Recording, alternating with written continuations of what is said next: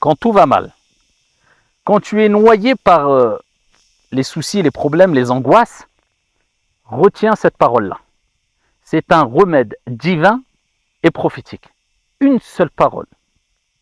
Si tu la prononces en saisissant le sens de cette parole, bien sûr, et en ayant une certitude complète qu'Allah subhanahu wa ta'ala te délivrera de tes soucis, de tes angoisses, et tout ira mieux, Wallahi wa rabbil ka'ba wa tallah, tout ira mieux. C'est une question de certitude, de conviction et de compréhension. Il faut comprendre et saisir cette parole-là. Une seule parole très simple. Cette parole est mentionnée dans le Coran et dans la sunna du prophète sallallahu alayhi wa sallam. Cette parole a été mentionnée par un grand prophète, Yunus alayhi salam, lorsqu'il a été avalé par le grand poisson, la baleine.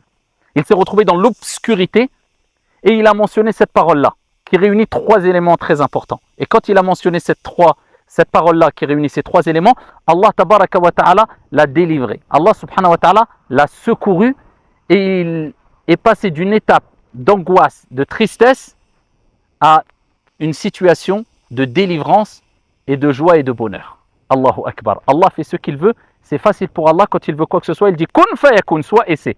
Quelle est cette parole? Allah l'a mentionné dans le Coran. La ilaha illa ant.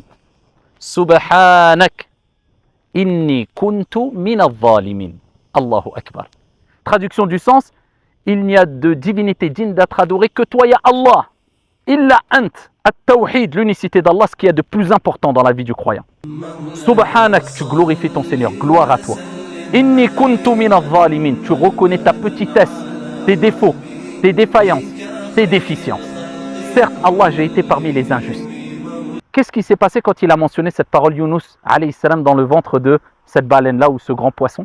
Allah dit dans le Coran فَاسْتَجَبْنَا لَهُ وَنَجَّيْنَاهُ مِنَ الْغَمِّ وَكَذَلِكَ نُنْجِي الْمُؤْمِنِينَ. Allahu Akbar. On a répondu à sa demande, à son invocation.